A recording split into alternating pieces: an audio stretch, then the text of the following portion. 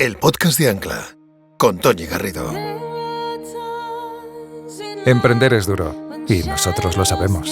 En Ancla acompañamos y entrenamos a emprendedores como tú para que alcances el equilibrio en todos los ámbitos de tu vida, a través de programas de formación, investigación, nuestra comunidad de emprendedores y contenidos como este podcast. Descubre más en ancla.life. Miguel ha tenido que lidiar con la ansiedad y los problemas de salud mental desde su juventud, mientras buscaba su lugar en el mundo. Aprendió a discernir entre un fin y un propósito. A través de un diálogo íntimo y cálido, nos desvela cómo entiende que son las 3 maneras de ser y estar, y cuál es la suya. Hacernos conscientes de que hay que trabajarse por dentro cada día para poder manejar el sufrimiento emocional y los ciclos de la depresión es uno de los objetivos que persigue al darnos su testimonio.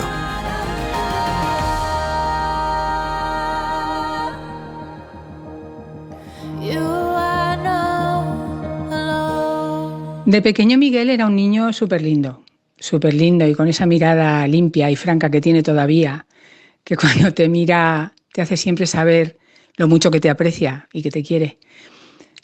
Esa capacidad la ha tenido desde siempre. Luego también fue un niño con un sentido de la justicia súper marcado, hasta el punto de que un día llegó a salir por la puerta de casa diciendo que se marchaba porque habíamos sido injustos con él, no me acuerdo si regañándole o qué sé yo, y su padre salió a buscarle, lo encontró varios pisos más abajo, pero no porque se hubiera parado, sino porque él seguía. Y cuando lo acompañó a casa hubo que tener con él una charla muy seria sobre lo que él consideraba que debíamos hacer para que él se quedase. Después, también era un niño con muchísimo tesón. Yo le dije que no le compraría unos patines en línea hasta que no aprendiera a montar con los de 4 ruedas. Y el tío se marcó esto como objetivo y con los patines de ruedas llegó a hacer las mismas cosas que hacían todos sus compañeros con los otros patines en línea. La verdad es que impresionante. Eso, por ejemplo, y otra ocasión en la que se propuso subir y bajar escaleras con la bicicleta de montaña. Pues eso también fue alucinante porque lo consiguió. Aunque él sabe que a veces cuando decía, mamá, mírame, justo en ese momento no le salía. Pero esas son cosas que ocurren, ¿verdad? Pero no, la verdad es que era un crío eso, que cuando se proponía una cosa no había forma de sacársela de la cabeza y que la conseguía. Y por último, yo señalaría en él el humor. Pero lo curioso del humor es que Miguel no ha sido una persona con ese sentido del humor que tiene ahora siempre. Esto apareció un buen día. Para nosotros un buen día. Imagino que como todas las cosas fue algo que se fue gestando poco a poco a lo largo de su vida, pero él se marchó un buen día a un campamento, siempre lo cuento, él se va a reír, y volvió con este sentido del humor, de enfrentarse a las cosas como si fueran un problema, empezó a reírse de ellas. Y la verdad es que este sentido del humor que desarrolló entonces, en un campamento en el que él cuenta haberlo pasado fatal encima, no sé muy bien qué ocurrió, pero desde luego le hizo brotar este sentido del humor que tiene ahora y que es tan característico de él. Querido Miguel, sé muy bienvenido a este nuevo capítulo del podcast de Ancla. Muchísimas gracias. Estoy encantada de tenerte aquí y de conocerte en persona. Qué bueno, pues el placer es mutuo, tenía muchísimas ganas. Literal que, espero que diciendo esto no suene feo, pero hay muchos podcasts que admiro y que escucho y probablemente este era el último de todos ellos a los que me faltaba tener la oportunidad de venir. Y que sea así de tú a tú, pues es muy bonito. Pues oye, te agradezco muchísimo las palabras y yo espero que en este podcast, tú que eres tan sincero, que eres una persona tan honesta, aproveche este momento para enseñar a todos nuestros escuchantes cosas importantes, cosas que le aporten valor, porque tú eres una persona que estás muy trabajada, que tienes un autoconocimiento importantísimo, eres una persona muy joven, pero es verdad que tienes ya muchas vidas, aunque tengas una sola. Y a mí Bonito. eso me atrajo mucho de ti cuando te conocí la primera vez que hablamos, ¿no? Qué bueno. Lo sabio que eres, a pesar de lo joven que eres. Suena muy bien, Toñi, pero luego veremos. Que no sé, yo no me tengo en esa consideración. No, pero A de ver verdad qué que tal. sí, de verdad que A ver sí. qué tal. Tu historia empieza en una familia numerosa, sois 6, de padres muy jovencitos, Total. en Madrid, viviendo en la Sierra de Madrid, alejado del ruido, del mundanal ruido de la ciudad, que te encanta estar en el campo. Total. Y los mimbres en los que se construye tu historia, ¿no? Creo que es la búsqueda permanente que has tenido de tu propósito, de tu lugar en este mundo y de tu motor. Interesante. Así lo veo, ¿no? Sí. Y hasta que te encuentras y encuentras esa magia, ¿no? Que te hace levantarte todos los días, pues tocas muchos palos, curioseas mucho, te mueves por muchos lugares y pruebas muchas cosas. Entonces me gustaría que me contases cómo empieza esa búsqueda, ¿no? Cómo acabas ese bachillerato. Vale. Y empieza tu primera opción de formación. Vale. Pues, bueno, claro, que es una búsqueda y que luego iba a encontrar algo, pues lo sé ahora, pero antes no, simplemente era una frustración de decir, ¿por qué la gente tiene una vocación y yo no? Y lo peor es que sí que tenía, pero no me daba cuenta. Toda la gente que conozco a mi alrededor sí lo sabía, pero yo no. Me refiero a ese gusto por dibujar que he tenido toda la vida. Pero cuando terminé bachillerato decidí que tenía dos opciones, o llevar una maleta llena de pinceles o una llena de billetes. que a veces no hace falta elegir, pero yo en ese momento pensaba que tenía que elegir entre una y otra. Y me metí en administración de empresas. Porque creías que llevar pinceles era el antítesis de llevar billetes, ¿no? No sé si la ¿Podemos antítesis, entenderlo pero, así? pues sí. No estoy tan seguro. Sí, pero ¿no? Porque sí. hay un cliché con los artistas, sí, ¿no? De que sí. se mueren de hambre, ¿no? Sí, seguramente sí, pero realmente no sabía ni lo que significaba una cosa ni otra en realidad. Pero en ese momento sí, yo creo que lo veía como o una u otra. Y decidí ese camino de administración de empresas. De hecho, a ver, es un poco mentir, porque en realidad yo quería hacer publicidad. Lo que pasa que una profesora en bachillerato, cuando estábamos terminando, me dijo, tío, vas tan bien que no haría falta ni que estudiases ni un día más para selectividad porque aprobarías. Así que dale un empujón que te va a ir muy bien.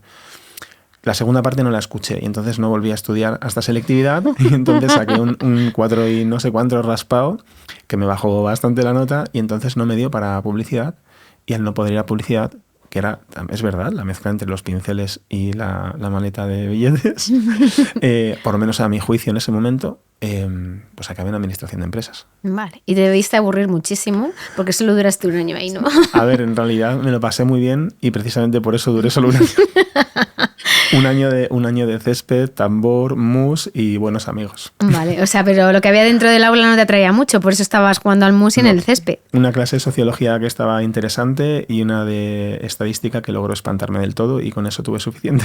Y luego vuelves a mirar a la maleta de pinceles y dices, oye, le voy a dar una oportunidad, ¿no? Al arte. Sí, hay algunas vueltas por ahí, pero en un momento dado decido que me apetece estudiar bellas artes. Entre medias probé historia del arte, que también está relacionado con arte, pero bueno, fui poco igual a clase y di algunos bandazos. Pero acabé haciendo bellas artes, lo que mi familia había visto que yo probablemente tenía que enfocar.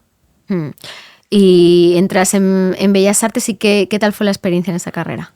Ostras, la experiencia para mí fue muy chula porque en ese momento cuando entré a Bellas Artes ya había hecho algún camino profesional, estuve entre medias, como has dicho antes, di muchos bandazos, estuve vendiendo coches, hice diferentes cosas.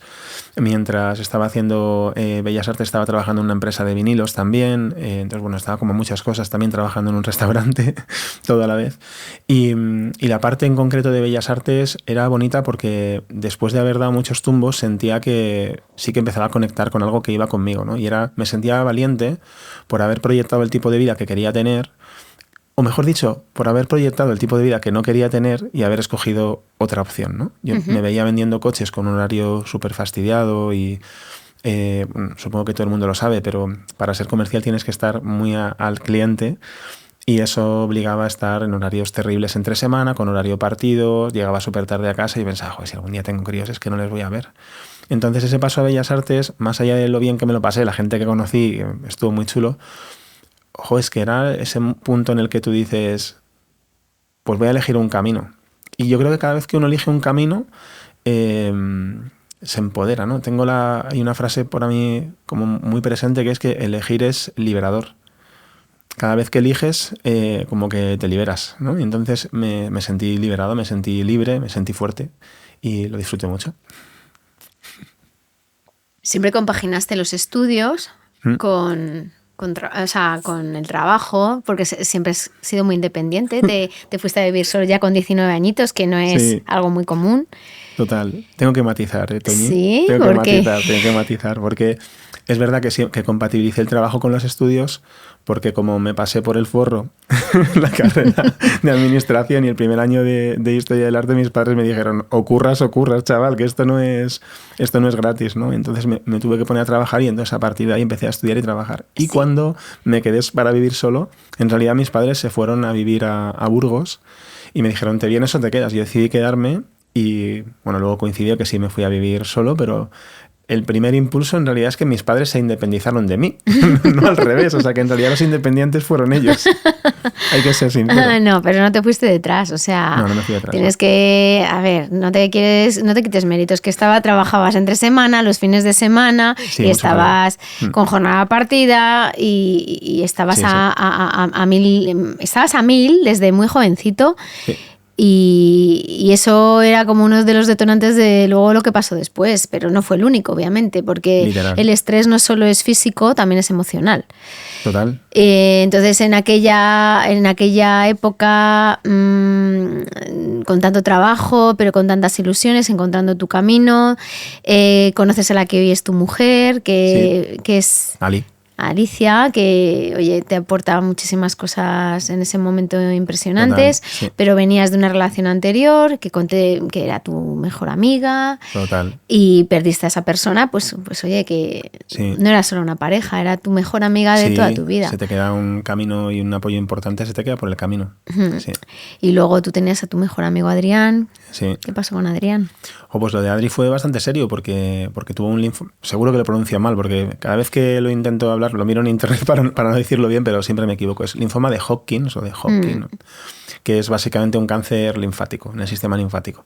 Entonces, pues Adri empezó a tener bultos por distintas partes del cuerpo y decidió en su momento, hace ya bastantes años, que no iba a tratarse por la vía convencional, ¿no? Que iba pues a hacer homeopatía, a probar ozono y bueno, otra serie de cosas. Terapia alternativa, ¿no? Terapia alternativa, sí, que oye, pues cada uno genial, pero es verdad que no estaba funcionando, en este caso 100% no funcionó. Y le iba viendo empeorar.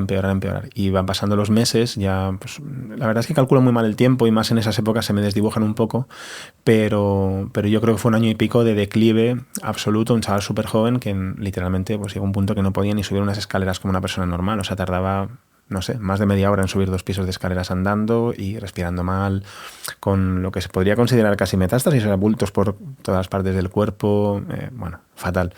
Y Adri era y es como mi hermano, es un hermano elegido. La gente que tenemos suerte de tener una familia maravillosa, pero a la vez la guinda, el remate. Grandes amigos. Sí, de tener amigos que pasan a ser eso, hermanos, pues lo malo es cuando no les va bien del todo. Así que sí, esa época se juntaron un montón de cosas. Problemas en el trabajo, mucho estrés a nivel de trabajar en varios sitios a la vez, las entregas de la carrera, temas para llegar a final de mes con lo que cuesta vivir solo y además todos los materiales que hay que pagar en la carrera. Esta enfermedad de Adri, el haber perdido eso a mí, a quien era mi pareja y también mi mejor amiga, se junta todo y no te das cuenta en realidad, ¿no? Hasta que de repente pues algo cruje. Y de repente se produce una eclosión. Sí. Y sufres tu primera crisis, ¿no? Grande, sí. De miedo, sí. Y de ansiedad. Sí. Hay que decir que es verdad que había tenido algún aviso por algunos otros motivos años antes, algún sustito en sitios que yo no conocía. A mí me daba miedo ir a sitios que no conocía, ¿no? Si yo no había estado antes en un sitio, me daba miedo ir allí. Y pues una vez me pasó en Cartagena que me bajé del coche, andé unos metros y me tuve que volver al coche. Ya había estado en el psicólogo para tratar eso en algún otro momento, pero eran como cosas como muy desagregadas y que no... Sí, que no encontrabas un hilo conductor. Totalmente. Pero este punto del que estamos hablando, Toñi, es el momento de ruptura. Es el momento en el que probablemente me olvido de quién soy y tengo que reconstruirme, ¿no? Y me doy cuenta, un día que estoy comiendo en La Vaguada, que es un centro comercial de aquí de Madrid, muy conocido, con Ali, quien es mi mujer ahora. Estábamos en ese momento pues quizá tonteando un poco, como empezando, y me acuerdo de estar comiendo con ella y empezar a... que se me iba a la cabeza, notaba sensaciones rarísimas, cosas que no había notado nunca en mi vida, y empecé a no poder concentrarme en la conversación. Y dije, perdona, la corté así un poco tajante y me fui al baño a echarme agua en la cara, pero no mejoraba, a nivel que tuvimos que... Vamos, salí corriendo prácticamente, la dejé pagando hacia el coche para tumbarme. Y ahí me quedé tumbado, sin poder hablar, sin poder moverme y sin poder hacer nada, hasta que después de llamar al SAMUR, pues vinieron y me atendieron, me pusieron una silla de ruedas y me llevaron al cuartito de seguridad, pues para hacerme pruebas de tensión y tal. Y ese sí que fue el primer encontronazo con un ataque de ansiedad gordo que me dejó absolutamente paralizado, que pensaba que de ahí me quedaba en el sitio, que no entendía nada de lo que me estaba pasando, una incertidumbre enorme. Pero quizás, si bien eso es muy agobiante, lo complicado no llegó ahí, sino que eso era como la puerta de mucho tiempo, muchos meses, más de un año, con ansiedad fuerte. La puerta al infierno. Literal, una pesadilla. El episodio de ansiedad gravísimo se te repite al día siguiente. Sí. Es curioso cómo te pasa esto, cómo debuta todo en una situación que ya estaba de calma, o sea que es Justo. algo muy recurrente en este podcast que se cuenta, oye, cuando ya han bajado las defensas, ¿no? Cuando llegas a la situación de relax, porque tú ya estabas estabilizado en cuanto a el entorno emocional, tú ya estabas con una nueva pareja, tu amigo se había salvado. Total, ya estaba bien. Que era un milagro, que entró luego por la medicina tradicional y se salvó, que cuando me lo dijiste yo digo, menudo milagro. Y tú estabas encauzado en el trabajo y demás. Es cuando te pasa esto. Justo. Entonces es algo muy recurrente. Pero estarás de acuerdo conmigo en que, como estás diciendo y estás apuntando, ¿no? Aquellas pequeñas pinceladas que habían, esos miedos irracionales que tú tenías, sí. Y este debut es al final es como un hilo conductor de algo que está dentro de ti, ¿no? Sí, a lo que no estoy prestando atención, claro, seguramente. No, y es un tema, es salud mental. O sea, literalmente. Tu talón de Aquiles era la salud mental. Totalmente. Y el compendio de malos acontecimientos que se dan en ese momento hacen que debute algo que estaba en ti. Y es algo con lo que tú has tenido que convivir y sigues conviviendo hasta ahora. Sí, de hecho hay una parte que me parece curiosa, y es que en realidad durante todo ese tiempo yo sí pensaba que era consciente de mi salud mental. Yo sí pensaba que estaba estando atento a mí, y cuando la gente me preguntaba y yo me miraba hacia adentro, estaba completamente seguro de estarme mirando de forma sincera y honesta. Y obviamente había cosas que se estaban escapando, ¿no? Había cosas que estaban quedando como en el tintero, que no estaba siendo capaz de resolver o de mirar fijamente, que pues van generando ese pozo y que va poco a poco creciendo dentro de ti, y en un momento dado pues rompes. Entonces este infierno que se abre y que dura mucho tiempo, estás 1 año y medio recuperándote, sí. Y te quedas encerrado, te encierras en casa, y era un miedo paralizante en ese sentido. Y vas al médico de familia. Sí. Te empastilla directamente una medicación de rescate. 2 de estas, por favor. Vale, ahora lo veo clarísimo. Y te pones en manos de una psicóloga, Mar, que te abre un camino importantísimo, ¿no? Literal. Cuéntame, ¿cómo fue esa experiencia con Mar? Yo creo que con Mar todo el contexto marca un antes y un después en mi vida, pero yo creo que Mar en ese momento se convierte en un vector del cambio y en un acompañante que la verdad es que no creo que pudiera haber tenido una mejor acompañante para ese momento. También te digo que creo que llega un punto en el que no importa si es la mejor acompañante o no, lo que importa es que tengas compañía. Si estás pasando algo como esto, pide ayuda profesional. Es el único consejo que me atrevo a dar a cualquier persona sin temor a equivocarme. Lo demás ya es de cada uno.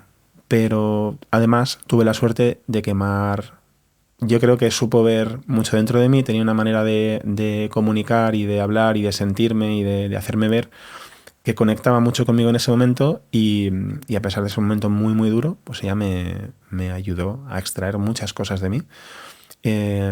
Hay muchas cosas desdibujadas en mi cabeza de todo ese tiempo, porque de verdad que cuando cuento a la gente que me rompí, hay veces que la gente no entiende. Sé que la gente que escucha este podcast en general tiene un contexto mayor, pero muchas veces cuando dices tengo ansiedad, la gente se piensa que estás un poquito nervioso. Explica qué es. Explica qué se siente. Bueno, en mi caso, en ese momento álgido, porque ahora mismo es otra cosa, ahora somos colegas, luego lo veremos, pero en ese momento concreto siempre cuento lo mismo. Digo, tú te imaginas, tienes la típica sensación cuando estás en una pesadilla y te despiertas con la sensación de ese momento en el que tienes que coger aire rápido porque se te está agarrando la tripa. Pues imagina ese momento todos los minutos y segundos de todos los días de tu vida, desde que te levantas hasta que te acuestas. Entonces esa sensación de miedo absoluto y de encogimiento de estómago, de que no hay nada a lo que le puedas prestar atención, nada más que a la sensación que tienes de miedo, de horror, de pena, de tantas cosas juntas, eso es lo que es para mí tener ansiedad. Lo demás es pues estar nervioso por los exámenes. Sí, es que no tiene nada que ver. No, para mí no tiene Luego, nada que ver. además, me decías una cosa que yo no sabía, y es que cuando hay episodios de ansiedad muy fuertes como los que tú has sufrido, te agotas. Sí, Agotamiento físico, yo no sabía eso. Sí. Bueno, no sé, cada uno. Así como curiosidad, yo creo que cada uno tiene sus propios síntomas. Lo que canse, yo creo que le pasa a todo el mundo porque es un esfuerzo cognitivo enorme, aunque no lo hagas adrede. Pero con esto de los síntomas, yo llegué a hacerme una lista, pero como en ese momento además me volví como muy hipocondríaco, o sea, como una especie de pescadilla que se mordía la cola, empecé a apuntar los síntomas que tenía. Entonces lo mismo tenía golpes de calor que tiriteras. Lo mismo tenía sensación en el estómago tal que dolor de cabeza, los dedos acartonados de las manos que los dedos de los pies. O sea, entonces tengo una lista como de 60 o 70 síntomas, algunos absolutamente contradictorios, mareos, todo era mentira. Todo era psicosomático. Sí, y todo era verdad. Claro. Pero en realidad era yo provocando esto. Y hostia, eso es jodido porque dices, vale, Miguel, Pepito, tienes todas las herramientas para arreglar esto, para aprender a vivir con ello, para trabajarte. Pero si no hay nadie que te pueda ayudar, Claro. por otra parte es tremendo, ¿no? Que tú tengas toda la capacidad, pero a la vez estés totalmente incapacitado para avanzar. Entonces el avance es lento. Claro, necesitas que Muy alguien te lento. dirija. Sí, bueno, ahí viene el tema de Mar. Y como eso de romperme, yo creo que una de las cosas que más me impactó es cuando ella me preguntó, me dijo, claro, es que con esta vida que llevas, para arriba, para abajo, todas estas cosas que han sucedido, lo primero que vamos a hacer es intentar llenar partes de tu día con algo que te llene y que te permita tener la atención en otra cosa que no sea este miedo, ¿no? Bueno, seguramente no fue lo primero, pero fue una cosa que planteó como algo importante. Y me dijo, ¿cuáles son tus hobbies? Y digo, pues no lo sé. Me quedé en blanco. Te había reseteado. No tenía ni idea. O sea, nivel que llamé a mi madre para decir, mamá, me sentí muy raro. Digo, mamá, ¿tú te acuerdas que yo de pequeño tuviera algún hobby? Y me dice, claro que sí, hijo.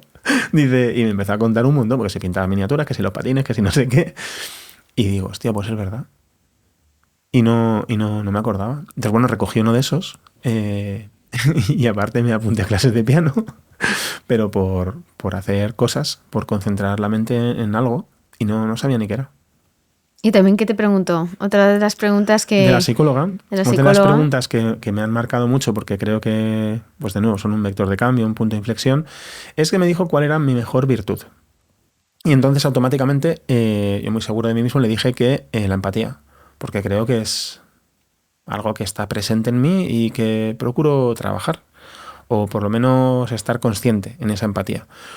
Y me dijo, es buena, pero conociéndote, yo creo que no la mejor. Y pues de nuevo me quedé en blanco y digo, pues mira, Mar, no te sé decir.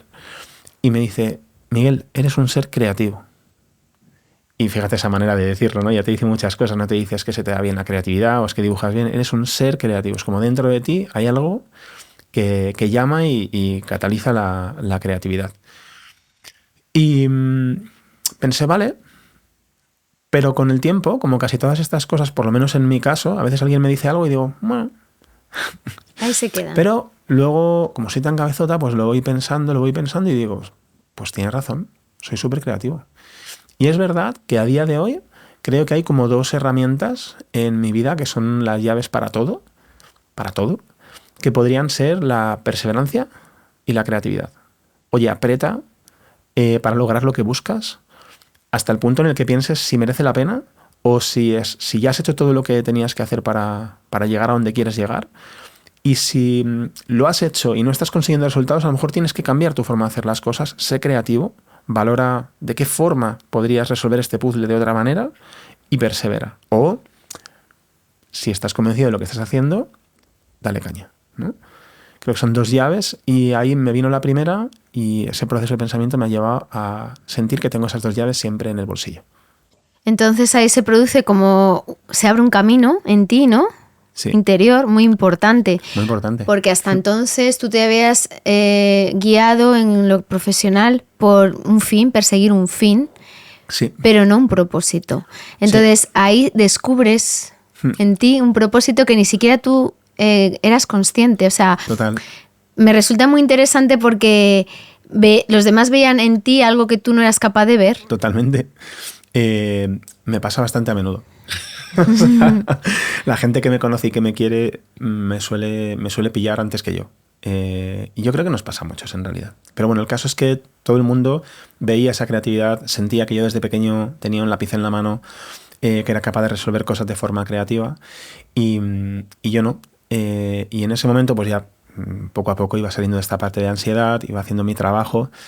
Y, ¿cómo sales de ahí? Yo sé que te ayudó muchísimo el abrigo de la familia, ¿no? Sí, Se te absolutamente. cuidó tu pareja, tu familia.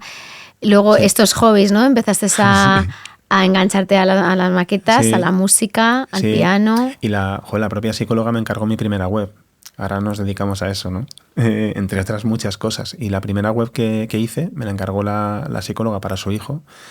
Y entonces me empecé un curso online para hacer la página web mientras aprendía. Ese fue el comienzo de todo. De ahí yo poco a poco empecé a hacer cosas por mi cuenta.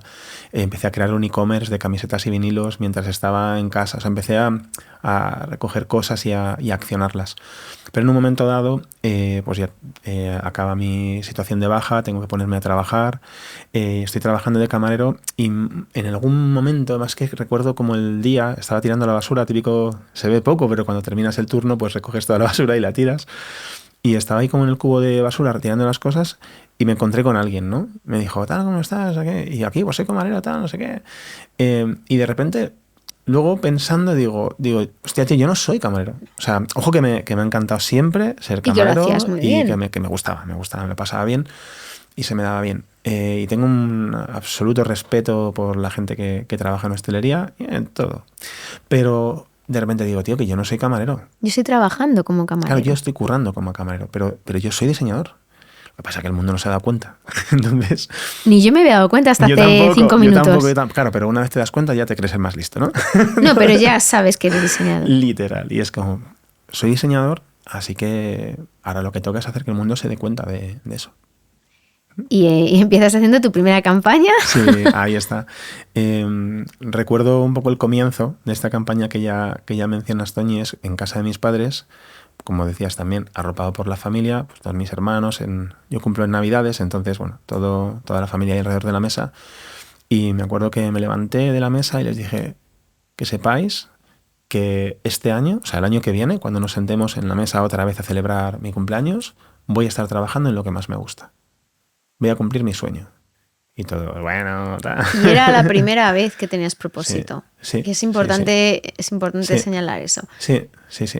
¿Y tu madre que te dijo? Oye, que no pasa nada. Dice, si hombre, no... claro. Si te tropiezas no pasa nada. Claro, te intento proteger. Y si no pasa nada, claro. Tú eres, vamos, precioso para mí y para todos nosotros. Sin necesidad de nada más. Y en esa cena también se produjo algo que me resultó interesante cuando me lo contaste, de Jacobo, el marido de tu madre, que me dices que es una persona muy determinada y que empezaste a aplicar pues filosofía de vida suya, ¿no? Sí. Empezaste a relacionar el ponerte pequeños objetivos y alcanzarlos, o sea, capacidad de hacer cosas, con la percepción que tiene uno de sí mismo, voluntad, con la autoestima. Sí, es el punto en el que por primera vez en mi vida soy consciente de la relación que tiene la voluntad y la capacidad de tomar decisiones con el quererte a ti misma, a ti mismo. Y es porque, pues justo, Jacobo es un tío que, pues eso, estás en la cena, imagínate, esto es mentira, ¿no? Pero imagínate que estás en esta cena y le dices, oye, que he visto que tu luz del coche está fundida. Y el tío se levanta de la cena y se va a cambiarla. Y el resto de la humanidad nos esperamos a los 2 horas antes de pasar la ITV y la cambiamos, ¿no? Entonces yo siempre lo he admirado mucho y decía, Jacobo, ¿tú cómo haces para tener esa voluntad? Y dice, a ver, hubo un momento en mi vida en el que tomé un par de decisiones que me subieron mucho la autoestima. Es cuando conecté, me lo trajo él directamente a la conversación, ¿no? Él había dejado de fumar y en un corto espacio de tiempo se había sacado el carnet de conducir, que llevaba tiempo como renqueando con él. Y el darse cuenta de que era capaz de tomar las riendas de su vida y hacer lo que sentía que debía hacer, le hizo empoderarse y sentir que podía hacer cualquier cosa que quisiera hacer, que es ahí donde conecta con la autoestima, ¿no? Y oye, dicho y hecho, esto era un 30 de diciembre, que es mi cumple, y el día 9 de enero dejé de fumar. Y el día, no me acuerdo qué, de febrero, lancé la campaña de Pon un Miguel en tu vida, que era lo que yo llamé, no sé si es verdad o no, pero la primera campaña de venta de un trabajador. Y era la manera que yo ideé para contarle al mundo que era diseñador, aunque todavía no se había dado cuenta. Claro, pero pones en marcha tu creatividad. Totalmente. Eso que te hacía fuerte, que te hacía distinto y que, oye, y que era tu sueño en ese momento. ¿Y qué pasa con esa campaña? Pues me da muchas alegrías, me permite pasar un momento muy difícil, que es cuando buscas trabajo. Si alguien que nos escucha o que nos ve ha tenido una situación en la que no tiene trabajo y no porque lo ha elegido y está buscando y no lo consigue, es súper complicado de llevar.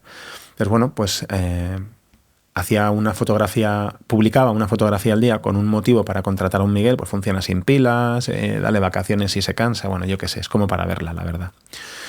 Y eso me permitió reírme mucho de la situación dentro de lo complicado que es. También me generó muchas entrevistas con diferentes oportunidades, pero en todas me decían que no. Entonces, a la vez, pues fue bastante duro, porque a lo tonto la campaña duró pues desde febrero hasta septiembre que conseguí curro. A la gente se lo cuento y alucina en plan de, no, pues yo tenía una media de una entrevista y media a la semana, o la que fuera. Siempre, yo creo que cada vez que lo digo un número distinto, pero era una barbaridad. Y la gente alucina en positivo. Digo, claro, pero tú te has planteado lo que significa que todas las semanas te digan 1 o 2 veces que no en un montón de sitios en los que tú querrías trabajar. Cuando estás haciendo algo que sabes que en realidad, o sea, tú mentalmente ya no estás ahí, tú ya sabes que lo que quieres es trabajar como diseñador y estás haciendo esto porque tienes que vivir, pues se hace cuesta arriba, ¿no? Entonces, bueno, tenía como ese doble sentimiento muchas veces. Y hasta que al final, pues tuve una entrevista con una persona con la que sentí una conexión tremenda y dije, este es el sitio. Y la persona dijo, este es el sitio. O sea, conectamos a tope, presentó a su mujer, que es la que lleva la administración, se llama Luis, de un majete. Lo que pasa es que después de la entrevista, digo, mañana me llama, yo me voy a ir preparando ya para la entrada en el curro. Casi como habíamos acordado. Pero van pasando los días y no me llama. Y digo, joder, ¿qué pasa aquí? ¿No? Y una de estas ya les que digo, Luis, que me parece raro, que han pasado unos días, me dice, mira, hemos tenido que tomar una decisión pues difícil para nosotros porque nos habías encajado mucho, pero hay un familiar que, bueno, pues que es a quien hemos elegido, ¿vale? Y yo me puse a llorar ahí como una magdalena, digo, no me puedo creer, después de no sé cuántos meses, esto no está valiendo para nada, no sé qué. Y es ahí donde conecto también justo con lo que acabamos de decir antes, ¿no? Hablé con mi padre, por supuesto llorando como una magdalena, papá, ¿y qué hago ahora? No sé qué. Y me dice, hijo, ¿estás haciendo todo lo que está en tu mano? Y me paré a pensar y digo, pues puede que sea la primera vez en mi vida, pero sí, estoy haciendo todo lo que está en mi mano. O sea, no me he dejado nada en el tintero, voy a fuego. Y me dijo, joder, pues a lo mejor tienes que hacer algo distinto. Y la parte de perseverancia y creatividad, ¿no? Pero le estuve dando una vuelta y digo, yo creo que no. Yo creo que estoy teniendo una entrevista y media a la semana. Es que acabo de tener una que casi me cogen. Voy a seguir. Y literalmente, pocas semanas tuve la entrevista con la gente que me dieron la oportunidad para trabajar en la primera agencia en la que he trabajado en mi vida, que es la que me abre el camino profesional, más allá de mis trabajos como freelance o todos esos pinitos que había estado haciendo poco a poco y que marcan la apertura de lo que hoy es mi proyecto, mi Siesto, que monté después por mi cuenta. Claro. Pero gestionar esos noes son muy duros desde el punto de vista emocional. Sí, sí. Cuando uno está persiguiendo un sueño y es no, y al final era algo tan prosaico como que tú no tenías un bagaje. O sea, no se te daba esa primera oportunidad porque por delante tuyo había gente que llevaba 3 años de experiencia, 4 o 5 y se primó eso. Literal. No porque tú no tuvieras unas capacidades ya sobradamente ya demostradas ahora con tu trayectoria. Y eso era lo que pasaba. Pero claro, es muy duro, claro, gestionar el no y lo que tú me contabas del gráfico este de estar cavando y estar a un... Es un meme brutal. Y tirar el... ¿Cómo es? Pues es, bueno, seguro que casi todos lo habéis visto, ¿no? Porque ya tiene muchos años. Sí. Es como son como si fueran 2 túneles y en el túnel de abajo hay un tipo que está literalmente llegando a una... ¿Cómo se llama esto? Un filón de diamantes. Le queda, o sea, 1 milímetro, una picada más y ya está de vuelta, ¿no? Ha decidido que va a dejar de picar y se está volviendo por el camino. Y en el de arriba, en el túnel de arriba, hay un tipo que está más lejos, pero que se nota que va a fuego y que no va a parar, ¿no? Y dices, joder, tío, nunca sabes dónde está el filón de diamantes, ¿no? No pares de cavar, ¿no? O sea, es como... Sí, a ver, no cabes a lo tonto, piensa si es la mejor manera para conseguirlo, pivota, sé creativo si hace falta buscar otra manera, pero no pares de cavar. Estaban ahí los diamantes, ¿no? Y estabas a una palada del éxito. A una palada, a picar una sola vez para llegar a donde querías, ¿no? Y pues casi me pasa, casi dejo de cavar. Y ese es otro aprendizaje para mí. Como al final es todo lo mismo, pero es reafirmar claro, estabas a 15 días de conseguir el trabajo que te abrió la puerta literalmente a tu sueño y a convertirte en el profesional que eres ahora mismo. Y mucho aprendizaje, sí. Y mucho aprendizaje. Entonces tenemos 2 aprendizajes, ¿no? La perseverancia y la autoestima, el trabajar la autoestima. Totalmente. Poniéndonos pequeñas metas, pequeños retos. Sí. Y ir consiguiéndolos. Sí, totalmente. Y entonces empieza un mundo nuevo para ti, muy ilusionante, que luego dentro viste que no era porque como todas las cosas que se idealizan y se sueñan, claro, luego cuando se aterrizan, oye, no son tan bonitas. No es lo mismo, ¿no? Y empiezas ahí con mucha fuerza. Sí, total. Y te fuiste sigues trabajándote por dentro, ¿no? Yo quiero volver como al inicio de esta conversación, cuando estábamos hablando de que la ansiedad era tu monstruo. Mi monstruo, sí. Un monstruo que paralizaba, pero que ha acabado siendo tu colega. Explícame cómo has llegado a ese punto.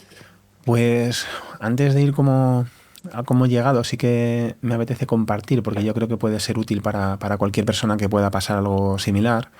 Cuando después de muchos meses salí de casa por primera vez, me encontré una situación, quedé con unos amigos y entre estos amigos había uno pues un poco menos cercano que había pasado una situación jorobada.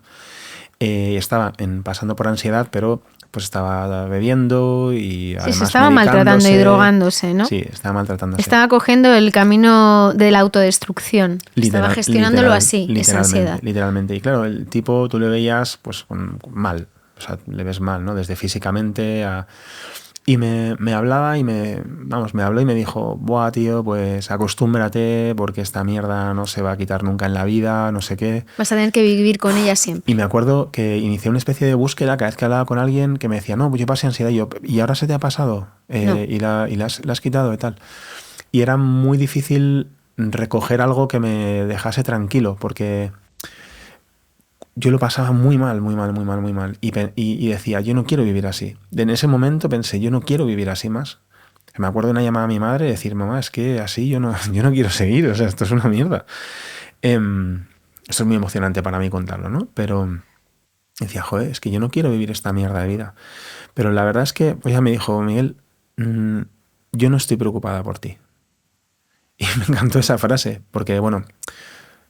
Según el contexto te puede sonar de muchas maneras, pero sabiendo el cariño que me tienen y cómo me cuidan, cuando me dijo no estoy preocupada por ti, lo que hacía era darme tranquilidad. Claro. Me estaba diciendo, Claro, porque tú estabas... sé que vas a pasar esto. Claro, porque tú estabas teniendo ideas suicidas. Literalmente. Pero tu madre te está diciendo, sé que no va a pasar nada porque son ideas. Literalmente. Entonces, No, y porque... Y tuvo mucho aplomo ella, ¿eh? Sí, es una jefa. Tuvo mucho aplomo de hablarte así. Sí, Porque a lo mejor otra se arruga, ¿eh? En ese momento. Te entran los 7 males y te...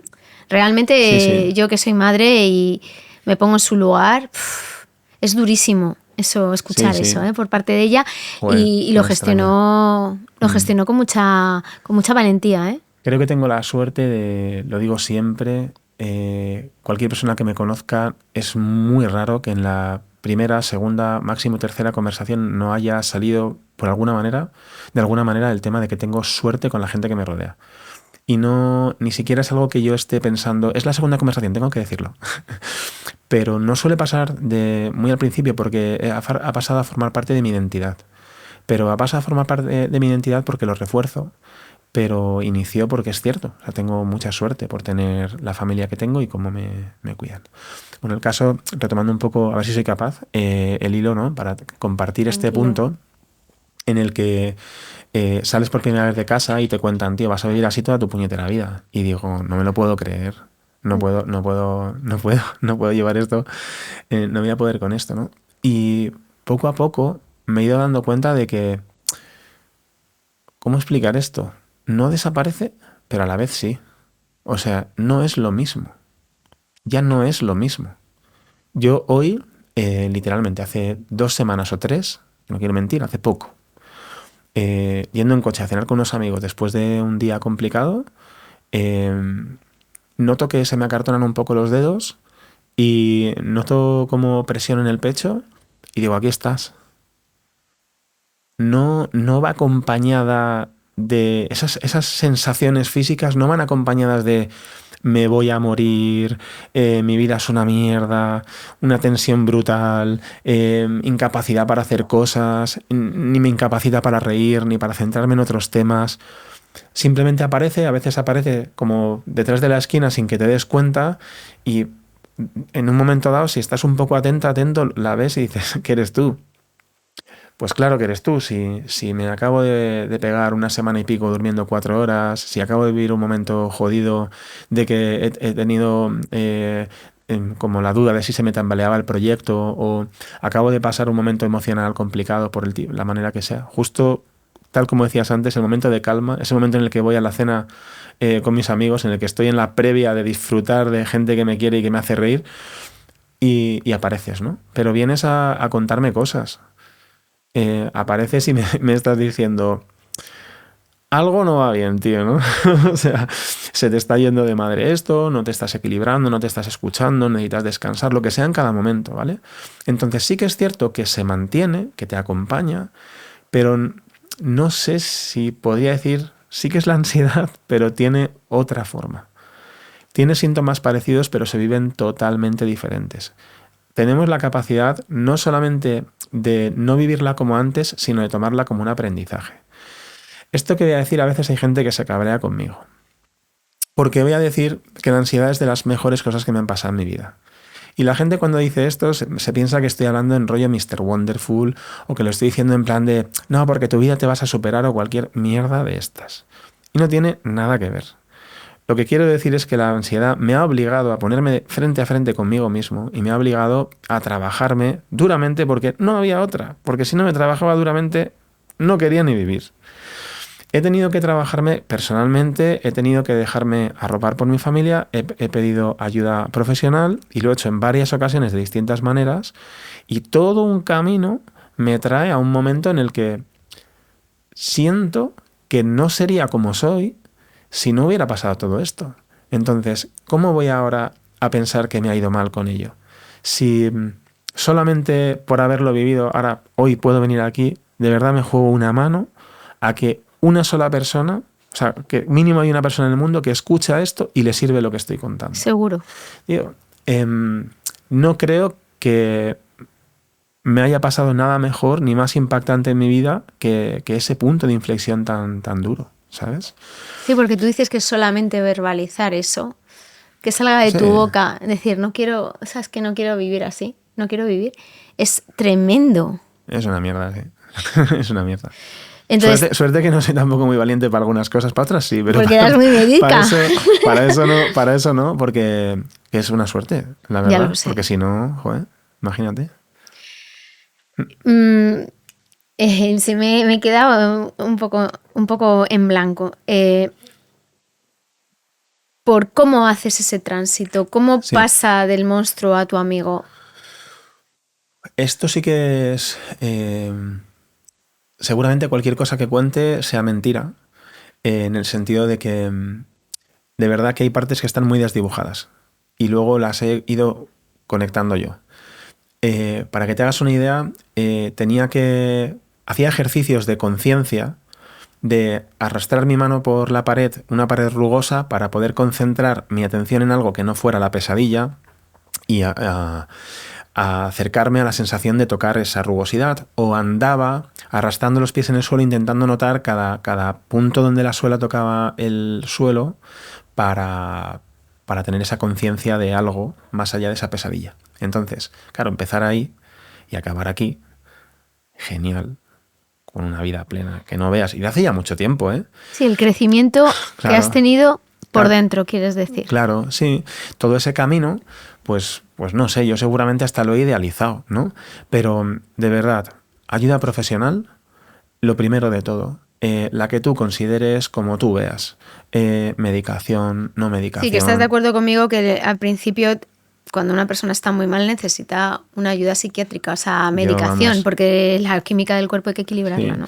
Yo estoy muy abierto a que cada uno escoja el camino, pero también muy consciente de que hay momentos en los que tú solo No puedes. está muy difícil, ¿eh? Está muy difícil. Porque es que es eso, te rompes y no sabes ni quién eres. Así que creo que sí que tiene mucho sentido pedir ayuda. A partir de ahí, pues son pequeños ejercicios, ir encontrando mi propia vida. Primero pequeñas cosas que me interesan. Primero cosas que no me interesan, pero que me ayudan a prestar atención. Luego cosas que me interesan. Luego, poco a poco, claro, estás tan centrado en ti que al final acabas aprendiendo cosas, esas cosas las vas poniendo en práctica poco a poco. Y vas, pues un día salgo a la calle y hago un paseo de 20 minutos, otro día hago un paseo más largo, no sé, como pasito a pasito, hasta llegar al punto que estamos ahora. Entonces es como difícil ahí ya sí en ese momento dar puntos de inflexión. Las cosas que sí que se me han quedado muy grabadas son, oye, se puede, el principio que fue muy chocante. Impactante, ¿no? Y todas esas conversaciones de, oye, tío, que te pregunten si tienes hobbies y que no sepas responder es de coña, ¿no? Cosas así. Pero luego en el camino simplemente creo que es paso a paso. Sí que hay algo que me ayudó bastante y que, no sé, a lo mejor es un poco, no sé la palabra, un poco magufada. O sea, es un poco así como alguien pensará que estoy hablando de la magia de Harry Potter, ¿sabes? Pero en concreto con Mar trabajamos PNL, que es programación neurolingüística. No sé hasta qué punto esto impactó o no, pero sí significó un ancla para mí a la hora de trabajar día a día, ¿no? Porque un poco digamos, la ciencia que se supone que hay detrás es cuando un mensaje pasa por tu cuerpo y pasa de forma muy consciente, es capaz de impactar en quién eres, ¿no? Igual que quién eres es capaz de impactar en el mensaje que surge de tu cuerpo. Entonces la idea era que en mi cabeza había una serie de pensamientos semilla que habíamos identificado. Eso sí que me parecía una parte del proceso muy interesante, porque yo me repetía a mí mismo sin darme cuenta: eres una mierda, la vida no merece la pena, yo qué sé, ¿por qué a mí? Me cago en todo, o sea, palabrotas, malas palabras hacia mí, hacia el mundo. Entonces la idea era, oye, coge este mensaje, este pensamiento semilla que tú no controlas. Lo primero te haces consciente, que ya solamente esa parte me parece clave, y luego la otra, que ya alguno compartirá o no, que es construye una frase positiva, no de nuevo por el rollo de Mr. Wonderful, sino por intentar darle la vuelta a este pensamiento y trasladarlo a una visión distinta, ¿no? Entonces, por ejemplo, vaya mierda de vida, soy capaz de ver el sendero que la vida me ofrece. ¿Por qué a mí? Soy capaz de todo lo que me proponga. No soy capaz de controlar mi ansiedad, mi cuerpo es un templo. Vaya mierda de día, ¿no? Hoy es una gran oportunidad, ¿no? Entonces, como ves, las tengo todavía grabadas súper a fuego, pues yo no sé si hice 70-80 porque soy un picao. Entonces empecé a picarme y me ponía posits por la casa, eran instrucciones de Mar, me ponía posits por la casa y cuando iba al baño decía, soy un ser afable. Iba a la nevera y el posit, soy capaz de todo lo que me proponga. Y Ali, que estaba empezando a salir con ella, había pensado, este chalao, tío. Pero luego llega un punto y digo, joder, tío, si yo diciéndolo en alto, esto se supone que hace un cambio en mí, pues ¿qué pasa si lo escribo 10 veces al día? Entonces cogía 10 frases y me las escribía, me levantaba por la mañana, cogía un cuaderno y escribía cada frase 10 veces al día. Y está culminado en que a día de hoy llevo por dentro una frase que está más pintada en mí que si estuviera tatuada. Bueno, una frase es un conjunto que sería: vivo mis sueños, alcanzo mis metas, soy prosperidad, abrazo mis miedos, muchas gracias. Le voy a repetir con tu permiso. Vivo mis sueños, alcanzo mis metas, soy prosperidad, abrazo mis miedos, muchas gracias. Hay momentos del día en los que esto lo puedo decir y no tiene ningún significado. Ahora que estamos hablando de estas cosas que para mí son tan emocionales, si no estuviera sujetándome mínimamente para tener una conversación razonable, podría llorar mientras te lo cuento, porque está muy lleno de significado. Y no pasaría nada, ¿eh? Porque lloraras. Lo sé, pero lo traigo con toda la emoción. Y a mí me emociona escucharlo. Me alegro muchísimo porque para mí es muy importante. Y si a alguien le aporta algo, pues me alegra muchísimo. Miguel, muchas gracias por contármelo con tanta transparencia. ¿A ti? Vamos a seguir con tu historia. Empiezas ya tu sueño y en muy poquito te haces con aquella agencia pequeña de 3 personas y te pones a dirigirla. Apuntabas maneras. Sí. Y sigues creciendo por dentro. Creciendo por dentro. Me contabas que has aprendido a ser generoso con los demás, permitiéndotelo a ti mismo, o sea, en el autoconocimiento, en el decir, oye, yo puedo ser un vago, o puedo ser un iracundo, o puedo ser un lascivo, voy a tener generosidad con la lascivia del otro, con la bulia del otro y con la ira del otro. Eso, qué importante es eso, ¿eh? Sí, yo lo que creo es que hablas de crecer a nivel personal, me voy dando cuenta cómo la gente dice, joder, no para hasta no sé qué. Realmente no paro de ponerme en situaciones de tensión que me obligan a trabajarme a mí mismo, porque si no tampoco me apetecería mucho. Si es que lo has dicho. Claro, si no tampoco me apetecería mucho, porque no, ganas uno no tiene. No, pero tiene que sobrevivir. Claro, total. Entonces, bueno, pues me acabo poniendo en esas situaciones y de alguna manera, esto me he dando cuenta con el tiempo, me voy obligando a empujarme, pero en el mejor de los sentidos, ¿no? Y luego me miro y digo, mira quién eres, ¿no? Mira lo que estás logrando. Y esa parte de la empatía sí que tengo cada vez más, soy cada vez más consciente de lo importante que es en qué cosas centramos nuestro refuerzo. Lo decía con las frases positivas, pero con esto pasa igual. Soy un ser empático, que decía Mar, ¿no? ¿Qué significa ser un ser empático? ¿Cómo de importante es? ¿Que tengo que marcar una línea en cada cosa? ¿Tengo que tener una opinión clara para poder juzgar lo que tú dices? Hostia, pues si yo me miro adentro, puedo ver un montón de mierda. Y puedo ver un montón de cosas maravillosas. ¿Qué soy, la mejor persona del mundo o soy un asqueroso? ¿Cuál es el punto? Pues para mí el punto es qué hago con ello, de cara a cómo me considero a mí mismo. Y ese tipo de juicio que me hago a mí, ¿no? Y intento clasificar y veo, cuando miro a los demás, digo, es que a lo mejor tú no estás viendo que esto que me estás tirando es tu propia mierda. Pero si yo consiguiera verlo, me resultaría más fácil no enfadarme contigo. No pensaría que ahora ya es justo, que tú estás siendo justo o justa conmigo, pero por lo menos no me lo tomaría como algo súper personal, porque digo, bueno, simplemente tienes algo ahí que no estás sabiendo gestionar. Y me parece una herramienta para la vida. Lo es. Me ayuda. ¿Emprendes después de 3 años en el sector? Después de 3 años, sí, yo diría que sí, 3 años y poco, sí, por ahí. Es verdad que llevaba un recorrido propio, pues haciendo trabajos como freelance, y esos 3 años fueron muy intensos porque trabajaba en esta agencia y además hacía trabajo por mi cuenta, pero sí, es muy poquito tiempo. Y una cosa que es maravillosa, ¿no? de tu historia es que todos aquellos trabajos que habías estado haciendo sin ponerle mucho sentido, porque surgían, y que el móvil era siempre a lo mejor ayudar a alguien o pagar las facturas, te dotaron de una serie de herramientas. Total. Para luego convertirte en la persona que eres, en el profesional que eres. Sí. Y a lo tonto, o sea, es como es kármico, ¿no? Es como, yo estoy haciendo esto porque quiero ayudar a mi amigo de la empresa de los vinilos, que a mí me da igual el vinilo, pero le Literal. quiero ayudar en un momento malo. Sí. Yo voy a aceptar esta primera oferta de trabajo de encargo para la web y me voy a poner a googlear, a buscar y a ir construyéndome. cosas. Y al final eso te dota, voy a trabajar vendiendo coches. Y al final Totalmente. todo eso te da herramientas Total. para llegar a hacer realidad ese sueño Sí, que vivo hoy. que vives hoy. Un sueño a tortas a veces, que también hay que decirlo. Claro, porque es un sueño a tortas. Joder, es un sueño a tortas porque emprender es muy complicado. Yo creo que cualquier vida es muy complicada, ¿no? Ali, mi mujer, no emprende, pero tiene un trabajo que se toma muy en serio. Solo con eso ya vas a tortas. Porque si te lo tomas muy en serio, te pones en ese momento de presión y tienes que crecer para poder sobrellevar los momentos, ¿no? Pero en cuanto al emprendimiento, por un lado, depende tu sustento de ti mismo, que ya es una presión importante, y cuando empiezas a añadir personas en el equipo, me da igual si hablamos de inversores, de proveedores, de nóminas, clientes con los que trabajas, todo eso se convierte en una presión extra. Entonces, gestionar eso es muy complicado. Y yo creo que pocos nos metemos en esto sabiendo a dónde vamos.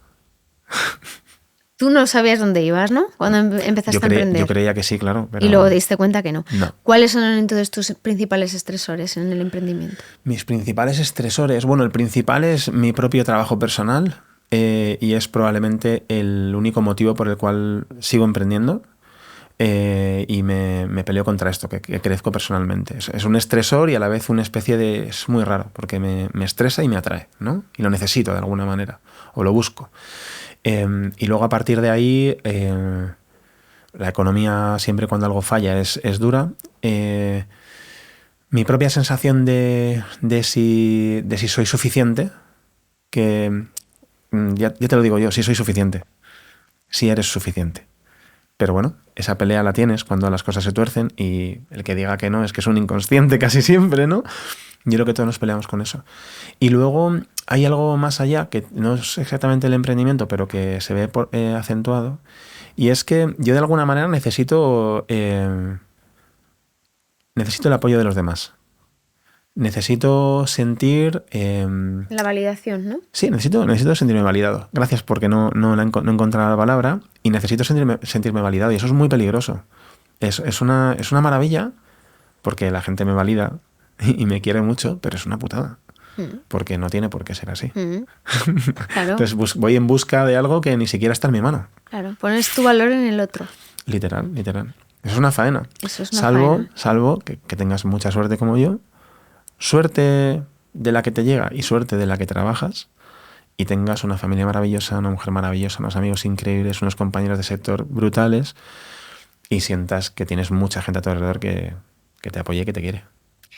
¿Has emprendido sanamente? ¿Tu emprendimiento ha sido sano desde el punto de vista de la salud mental? La respuesta es no. Me dan ganas Por si les quedaba dudas Claro, a los escuchantes del podcast. Me parecía como perfecto para hacer la típica respuesta de programa de televisión, ¿sabes? Eso es mentira, ¿no? No, ni muchísimo menos. Es una búsqueda constante y me estaba acordando ahora que me lo has dicho, el primer día el día que entró mi compañera Paula, que era la tercera empleada, que a Paula era mi socia, ¿vale? Pues esto hace 5 años y medio, casi 6.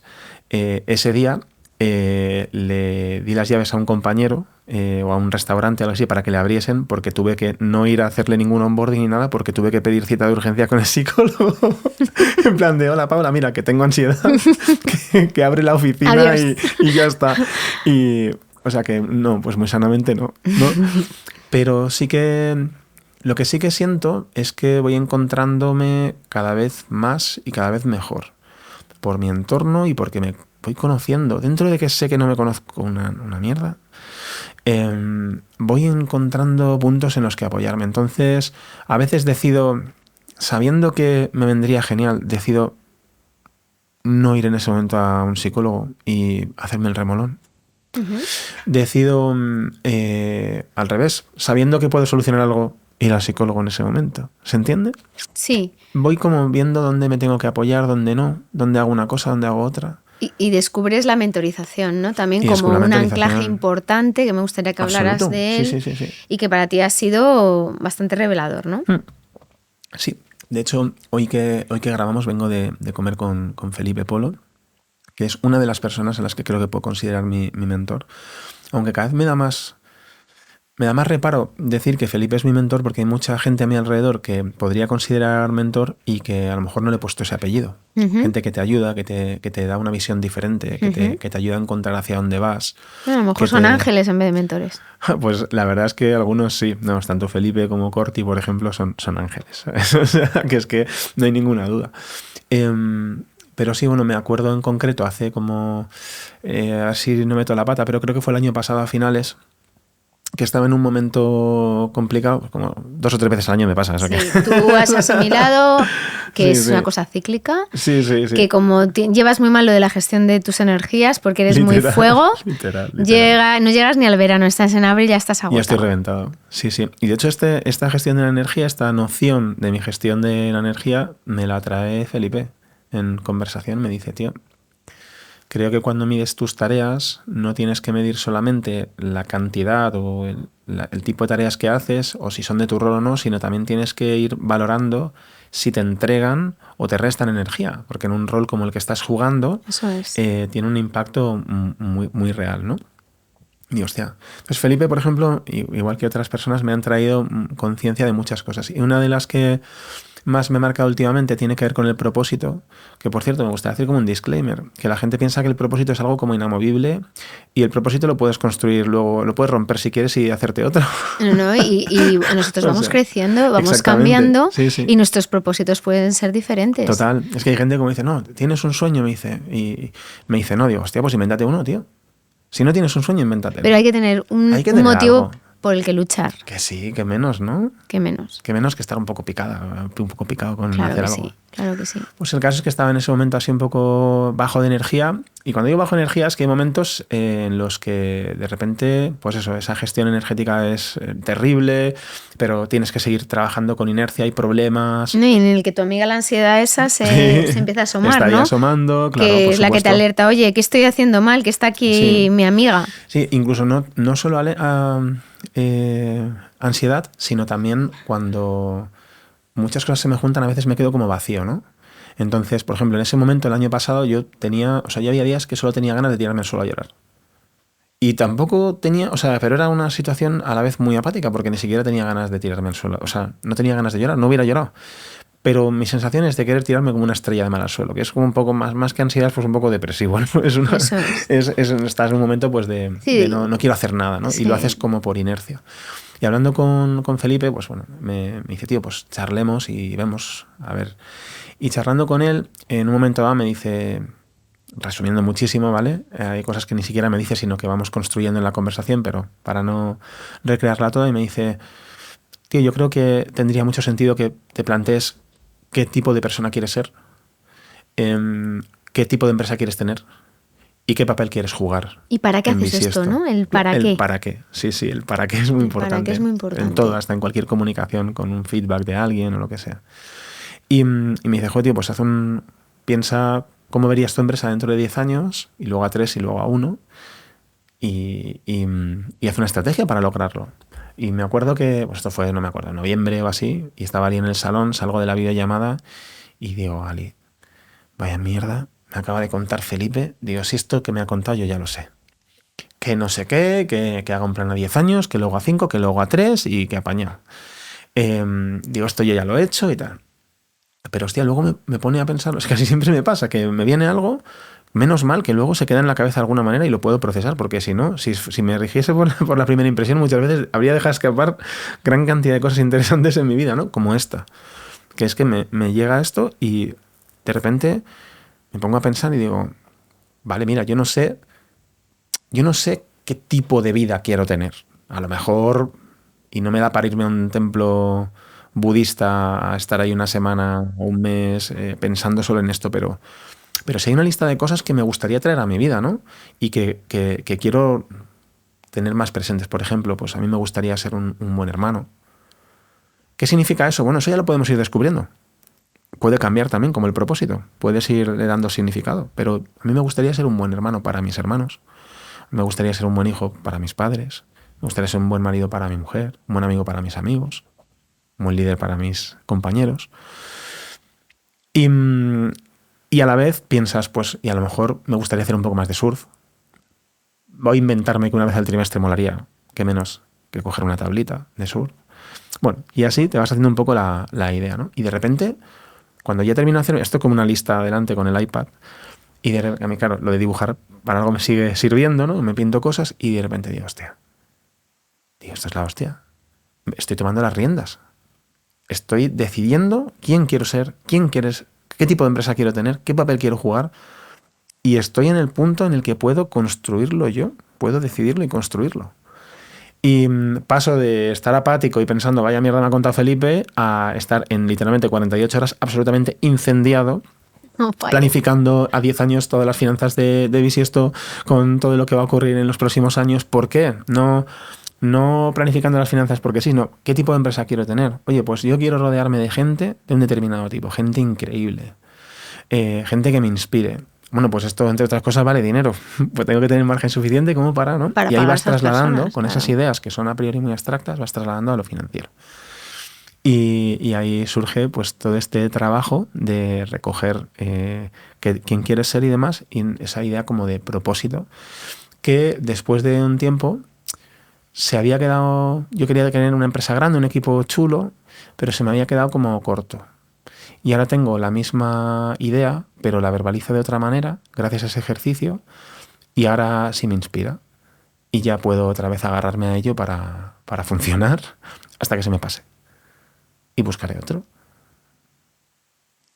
Ahora quiero que hablemos de una cosa que me pareció muy interesante cuando te conocí.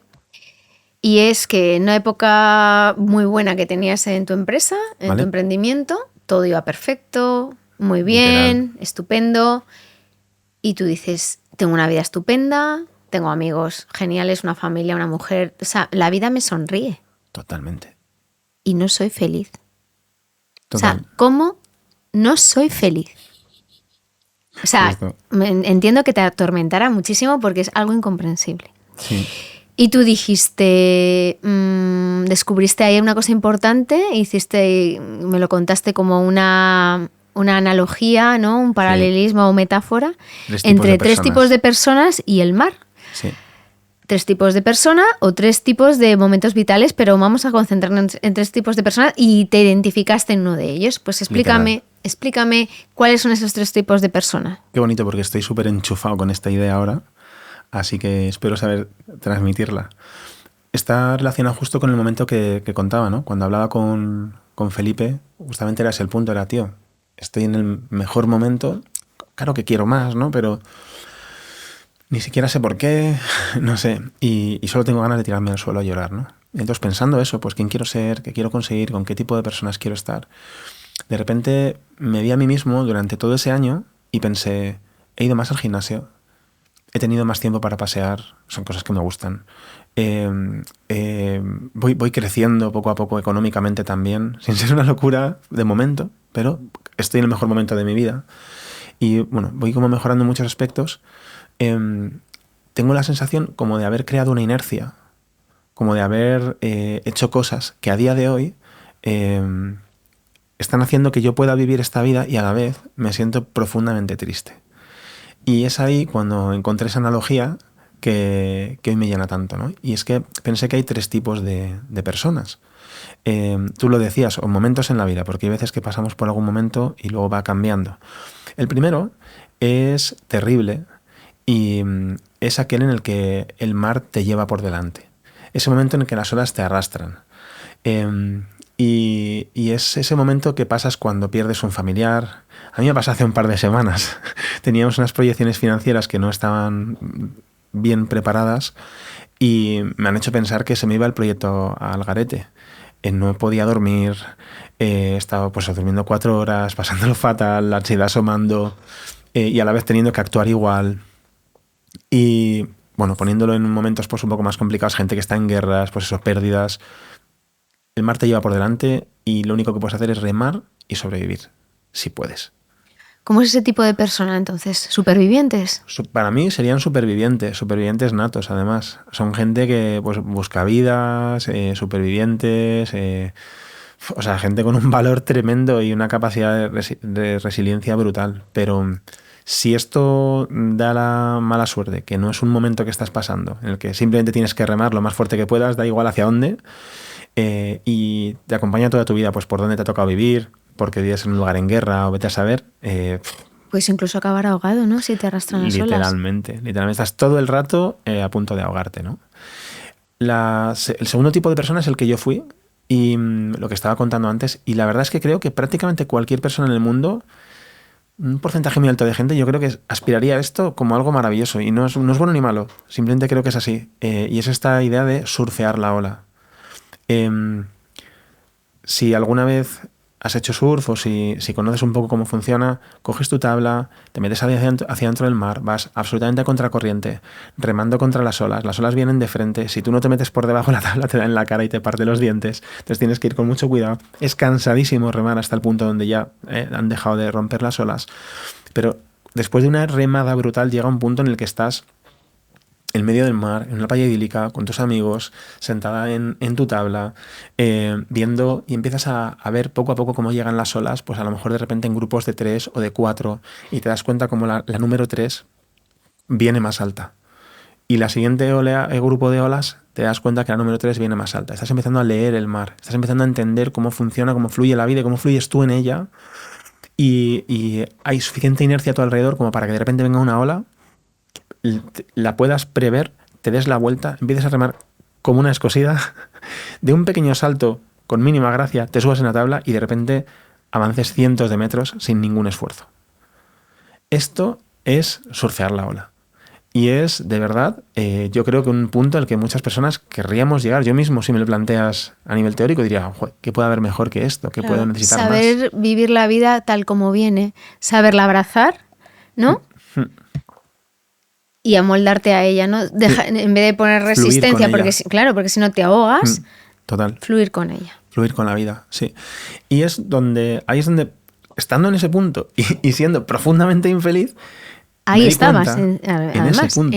Estabas en ese punto. Justamente. Y esa persona eras tú. Exactamente, en ese momento. Y pensé, es que yo necesito sentir, sea verdad o mentira, necesito sentir que soy capaz de crear olas para mí y para otros. Necesito creer que puedo crearlas. Literalmente. Necesito imaginarme, sentir que puedo mover el mar. Yo soy ese tipo de persona. Por eso, como estoy surfeando la ola, no me siento feliz. Literalmente. Porque yo soy el tercer tipo de persona. Total. Los que crean las olas. Los que crean las olas. ¿Y cómo se crean las olas? ¿Qué es eso de crear las olas? ¿Cómo puedes crear? Porque si lo aterrizas a la vida, crear la vida es como si fueras un creador. Es difícil, ¿eh? Es difícil. ¿Qué es? Pues no sé muy bien en cada caso qué es. Es suficientemente abstracto como para que sea divertido. Pero yo siento que, por ejemplo, en Bisiesto, no es que yo tenga una agencia o una empresa. Es cómo lo estamos haciendo. No es solo el qué, es el cómo. Yo estoy en el mar, estoy con el agua hasta arriba, pero estoy haciendo las cosas con una intención y con un enfoque a cosas que a mí me parecen importantes, con mis valores por delante, con mi visión por delante, y empujando con toda mi alma y toda mi pasión, estoy generando olas para otros. Hay personas que trabajan en Bisiesto y riqueza que se está generando a través de mi empresa. Hay personas que están creciendo a nivel personal y profesional gracias a ese impulso que yo le di a la primera ola, ¿no? Claro, tú le llamas mover el mar. Mover el mar. Claro, es mover la vida, que es mover la vida de los demás. Sí, impactar en la vida de los demás. Impactar en la vida de los demás. Sí, y en la mía propia. Y en la tuya Porque propia. me cuesta mucho sentir que en realidad tú vas a donde te lleve la vida, de alguna manera, ¿no? Como, pues oye, ¿no? Hay quien cree en el destino, hay quien cree, yo qué sé. No sé cuántas cosas están en nuestro control y cuáles no, pero es que no me apetece ni siquiera detenerme a pensarlo, no me aporta nada. Lo que me aporta es pensar qué puedo hacer yo. Y puedo hacer mucho más de lo que creo a veces. Todas las personas podemos hacer mucho más de lo que creemos. Mi ejemplo es que con lo de pon un miel en tu vida, uno de los ejemplos, es que con lo de pon un miel en tu vida... Sí, vas a contar un caso real. Sí, un caso real en los que, bueno, por hacer algo con pasión absoluta y con toda mi implicación y mi corazón, y por hacerlo de una forma distinta a todo lo que había visto. Sí, haciéndolo de forma creativa como tú eres. Sí, siendo yo mismo. Proyectándote tú en un trabajo. En lo que estoy haciendo, sí. ¿Vale? Pues hice todas estas diapositivas y fotografías que eran motivos para contratar a un Miguel en mi campaña, y resultó que después de varios años trabajando en la agencia me escribe alguien por Facebook y me dice: oye, Miguel, espero que no te suene raro el mensaje, pero llevo unos años utilizándote. Y digo, qué mensaje más raro. Me empieza a contar que es un tipo de acción contra el hambre, que lleva un grupo de gente que tiene dificultad para encontrar trabajo y que lleva utilizando mis diapositivas durante no sé cuántos meses o años para contar a esa gente cómo se trabaja una marca personal para destacar y demás. A mí me emocionó profundamente. O sea, no tengo una profesión como muy... O sea, la llenamos de flores y de filigranas, pero no somos ni médicos, ni bomberos, ni hacemos tampoco nada muy importante. Y pensar que solamente por haber hecho las cosas con todo, sin guardarme nada, había movido el mar. Para otras personas, movió la ola también para mí, porque me ofrecieron dar un taller de marca personal para gente en la universidad. Yo, que he estado varias veces en la universidad, todas para no terminar. Y... Es un cambio de rol, ¿no? Impresionante, ¿no? Es muy, muy, muy bonito. Y todo eso yo no sabía ni que estaba... O sea, imaginemos que por un momento que esta persona nunca me hubiera contactado. El impacto estaba causado igual. Sí, aunque tú no hubieras sido consciente de ello. Entonces, de verdad, o sea, podríamos echar otro rato solo dándote ejemplos de cosas que han sucedido en mi vida de las que he sido consciente. ¿Cuáles serán las que no? ¿Cuántas cosas podríamos hacer para los demás simplemente por haber hecho lo nuestro de corazón? Te lo prometo. Entonces, para mí eso es mover el mar. Y mover el mar es que cuando algo te va mal, vayas a muerte, que cuando algo te va bien, vayas a muerte, y que cuando se trata de currarte y de mirarte, vayas a muerte. Sin medias tintas, Miguel, como eres tú, ¿no? Por suerte, desgracia, un poco. ¿Qué cosas a ti te hacen feliz? Hostia, es una pregunta muy bonita. Casi siempre la buena compañía. Sí, yo creo que se puede resumir en eso. Y si me permites, ser anfitrión. Me gusta ser anfitrión. En Bisiesto soy anfitrión. Cuando monto una cena para gente soy anfitrión. Cuando te llevo a un restaurante que me gusta soy anfitrión. Cuando preparo la cena soy anfitrión. Cuando me ocupo de que mi familia sepa que les quiero soy anfitrión. ¿Se entiende? Sí, darte a los demás. Me gusta... No sé si tanto. Porque en realidad no es darme, es permitirles llegar a mí. También. También, es verdad. No es tan altruista, ¿sabes? Sí. En realidad, de hecho, altruista tiene poco. Es más... Entonces, casi siempre la buena gente me hace feliz. Y sentir que muevo el mar me hace feliz. Para mí y para otros, insisto. Me hace feliz. O sea que las herramientas que tú tienes, que siempre hablamos en este podcast de las herramientas, para mantener la salud mental, además de en ti, el ejercitar tus aficiones que te alimentan, el hacer deporte, además deporte de impacto, que también te mantiene, o sea, te quita presión y te mantiene más equilibrado, es también el contacto con las personas, el hablar y el expresarte. Sí. ¿Verdad? Joder, si es que te lo sabes mejor que yo, Tony. Es verdad, esa parte de expresarme, que, por ejemplo, para mí esto es terapéutico. Además, me siento muy bien porque siento que alguien le podría ayudar y a la vez me estoy conociendo más a mí. Es un poco raro eso de hablar demasiado porque puedes muy rápidamente convertirte en la persona más impertinente y más indeseable de la conversación y podrías dejar demasiado espacio al ego. Pero a la vez, para mí, expresarme es una vía de vida. Es un camino, y expresarme no es solo hablar, es escribir, es dibujar, es tocar algún instrumento, aunque sea mal y sin saber, o sea, no se toca ningún instrumento, pero tú me pones una batería y puedo hacer cosas con ella. Me pones en un piano, puedo hacer cosas con ello. Cualquier músico escupiría lo que estoy haciendo, pero yo consigo expresar cosas ahí. Y eso es una vía muy importante para mi aprendizaje y también de felicidad. A veces no tanta felicidad, a veces es vía de encontrar cosas que no me están gustando mucho. Pero solamente expresarlas de una manera u otra me ayuda a procesarlas. Es que tengo todo el rato como bastante presente de hace no demasiado en realidad, que una cosa es lo que ocurre, otra cosa es la digestión que haces y otra cómo te sientes al respecto después de toda esa digestión. Lo que ocurre no lo puedes controlar mucho, aunque si mueves el mar más de lo que parece. La digestión, esa está jodida, esa es difícil de pillarla, normalmente ocurre y solo la ves pasar. Pero luego sí puedes decidir en muchos casos qué papel quieres tomar ante eso que te ha pasado una vez has hecho la digestión. Y expresarme me ayuda a entenderlo mejor, a hacer la digestión mejor y a elegir qué papel quiero tomar. Solo te voy a hacer una pregunta que siempre hago en este podcast. Venga, vamos a por ello. Que siempre acaba el podcast con esta pregunta. Si tú tienes la suerte de montarte en la máquina del tiempo, en el DeLorean, y de repente te encuentras a Miguel por ahí por la sierra, un Miguel de 5 o 6 años, ¿qué le diría el Miguel adulto al Miguel niño? Solo de pensarlo estaba emocionándome, ¿no? Le diría, te quiero mucho, estoy orgulloso de ti. Pues muchísimas gracias por haberme enseñado tantas cosas de ti. Por darme el espacio. Y a todos estos escuchantes que seguro que se han sentido identificados contigo en muchos momentos. Y solo te deseo mucha salud y mucha suerte. Solo y tanto, ¿eh? Los mismos deseos para ti.